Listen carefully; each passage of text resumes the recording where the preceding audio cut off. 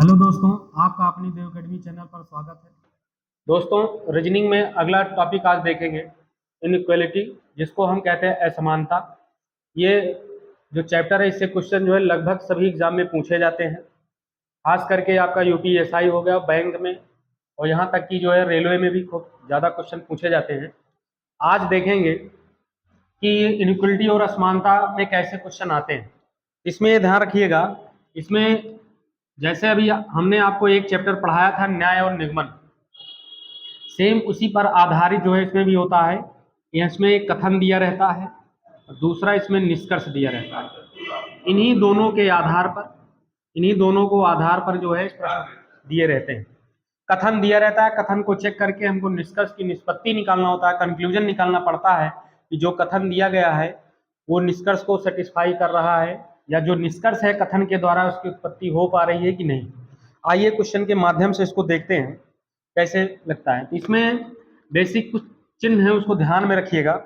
जैसे इसमें लिखा है A is greater than B. ये जो बड़ा जो खुला वाला मुंह है, जिसकी तरफ रहेगा वो बड़ा रहेगा, और जिसकी तरफ ये टेल मतलब पूंछ रहेगा वो छोटा रहेगा। अब इसी सिंबल को यदि हम पलट दें, यहाँ पे लिख दें ए इज लेस देन बी, तो ये देखो पूंछ इधर हो गया बी, अब इधर बी बड़ा हो गया और ए क्या हो गया, छोटा हो गया। तीसरा नंबर बनता है ए बराबर है किसके, बी के। अब ए और बी दोनों आपस में क्या है, बराबर है। अगला वाला क्या बनेगा, A is greater than or equal B. इसका मतलब है ए बड़ा भी हो सकता है और बराबर। यहाँ पे बड़ा और बराबर दोनों को ले लिया गया है। अब अगले वाले में देखेंगे ए इज लेस देन बी। इस वाले में ए जो है छोटा और बराबर है। ये 5 चिन्हों को हम ध्यान में रखेंगे। इन 5 चिन्हों का इस इनइक्वालिटी में प्रयोग किया जाता है। ये 5 चिन्ह कैसे प्रयोग किए जाते हैं, आइए हम देखते हैं इसको। पहले ऐसे कथन आपका दिया रहेगा। कथन एक भी दिया जा सकता है, दो भी दिया जा सकता है। कैसे लगाएंगे, जैसे कथन दिया गया है A is greater than B, B is greater than C और C is greater than D. अब आपके सामने निष्कर्ष दिए जाएंगे। कथन दिया गया क्वेश्चन नंबर 1, और उसके बाद कथन देने के बाद निष्कर्ष। निष्कर्ष जो होगा, हम एक से अधिक निष्कर्ष दे रहे हैं। यहाँ पे है A is greater than D, फिर उसके बाद B is greater than D और D is less than A. आपको बताना है, पहले आपको चेक करना है। आप पहला निष्कर्ष उठाएंगे, इसको आप यहाँ पे तुलना करिए, क्या ए बड़ा है डी से। तो आप देख रहे हैं कि ए बड़ा है बी से, बी बड़ा है सी से और सी बड़ा है डी से। तो डेफिनेटली जो है ए जो है सबसे बड़ा हुआ। जब ए सबसे बड़ा है तो इसका मतलब ए डी से क्या है, बड़ा है, इसलिए क्या हो जाएगा, निष्कर्ष सही हो जाएगा। दूसरे निष्कर्ष में चेक करेंगे, बी बड़ा है डी से, B is greater than D. तो देखो बी बड़ा है सी से और सी बड़ा है डी से, तो बी जो है अपने आप डी से क्या हो गया, बड़ा हो गया। जब बी बड़ा हो गया तो इसका मतलब ये वाला भी निष्कर्ष क्या हो गया, सही हो गया। तीसरे वाले में देखेंगे, कह रहा है डी इज लेस देन ए। अगर ए जो है डी से बड़ा है तो डी ए से क्या हुआ, छोटा हुआ, तो इसलिए ये वाला भी क्या हो जाएगा, सही हो जाएगा। इसमें पहला, दूसरा और तीसरा सभी सत्य हैं, सभी सत्य हैं। इसमें तीनों निष्कर्ष जो है सत्य हैं। अगले क्वेश्चन की ओर चलते हैं, अगले कथन पर देखते हैं।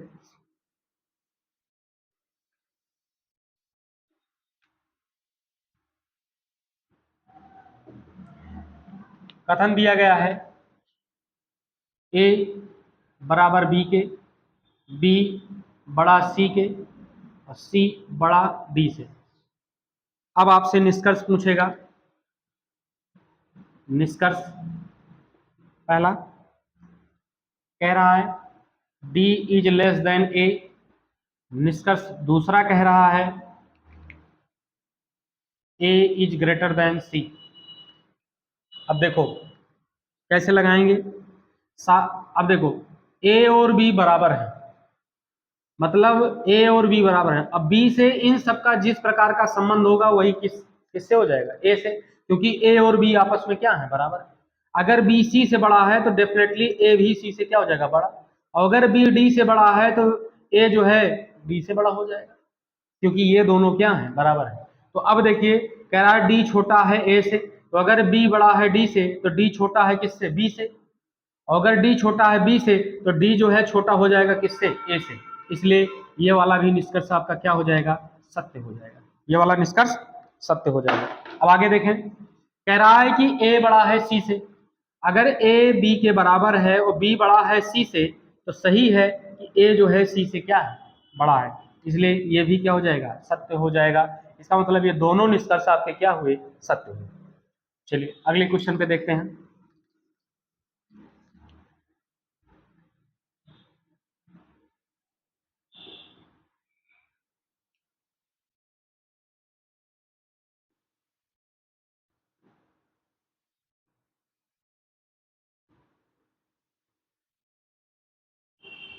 निष्कर्ष कह रहा है A is greater than B, B is equal C is equal D. अब निष्कर्ष आपका कह रहा है कि ए बड़ा है डी से। दूसरा कह रहा है डी बराबर है बी के। यहाँ पे इन दोनों को निकालना है। देखो ये तीनों आपस में बराबर है। अगर ये तीनों आपस में बराबर हैं और लेकिन ए जो है बी से बड़ा है, तो अगर ए बी से बड़ा है, ये तीनों आपस में बराबर हैं, तो ए जो है सी से भी बड़ा हो जाएगा, ए जो है डी से बड़ा भी हो जाएगा। तो इसका मतलब ए अगर डी से बड़ा हो जाएगा तो ये वाला क्या हो जाएगा, सत्य है। अब देखो जब ये तीनों आपस में बराबर हैं तो डी बराबर सी के, सी बराबर बी के, तो डी बराबर क्या है, बी के, तो ये भी आपका क्या हो जाएगा, सत्य हो जाएगा। अगले आइए क्वेश्चन में देखते हैं।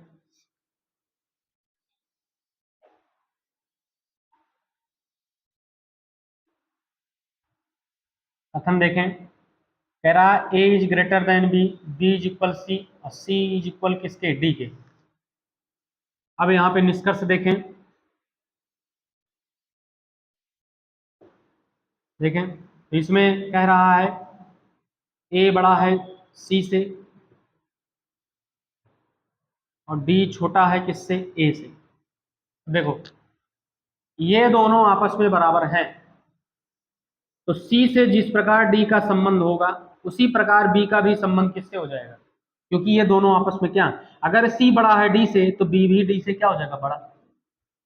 तो अगर बी जो है डी से बड़ा हो जाएगा तो बी छोटा है ए से, तो इसका मतलब डी भी किससे छोटा हो जाएगा, भाई बी छोटा है ए से और बी बड़ा है डी से, तो डी जो है फिर बताइए छोटा हो गया ए से कि नहीं हो गया। इसलिए इसमें ए बड़ा है सी से, यह भी सही है, और डी छोटा है ए से, ये भी क्या हो जाएगा, सत्य हो जाएगा। अगले क्वेश्चन पे देखते हैं।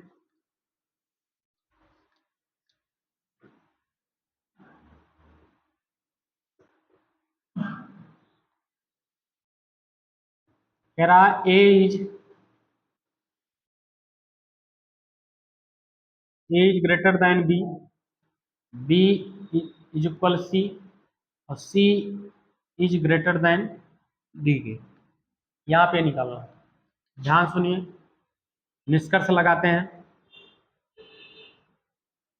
निष्कर्ष लगाते हैं। कह रहा है कि ए बड़ा है डी से। दूसरा कह रहा है ए बड़ा है सी से। और तीसरा कह रहा है ए बड़ा या बराबर है, सॉरी, सी सी छोटा या बराबर है किसके, ए। तीनों देखते हैं। देखो ये दोनों में कंफर्म नहीं है, बड़ा भी हो सकता है और बराबर, ये दोनों। लेकिन बी और सी आपस में बराबर है और सी बड़ा है डी से, तो डेफिनेटली बी जो है बड़ा होगा किससे, डी से। अगर बी जो है डी से बड़ा है तो इसका मतलब ए भी बड़ा होगा। भाई अगर बड़ा चिन्ह लो तब भी ए जो है डी से बड़ा, और बराबर वाला ले लो ये दोनों बराबर तब भी ए जो है डी से क्या है, बड़ा। इसलिए ये वाला क्या होगा, सत्य हो जाएगा। अब देखो ए छोटा है सी से, ये दोनों आपस में बराबर हैं। कौन कौन, सॉरी, ये देखिए ये दोनों आपस में बराबर है, इसको मिटा दीजिए तो क्या ए बड़ा सी आ रहा है, नहीं, ए बड़ा या बराबर आ रहा है सी, इसलिए यह बात जो है आपकी क्या हो गई, गलत हो। लेकिन देखो सी छोटा या बराबर है किसके, ए से, तो ये दोनों आपस में बराबर हैं, तो देखो सी छोटा या बराबर है किससे, ए से, ये बात क्या हो गया, सत्य हो गया। अगले क्वेश्चन में चलते हैं।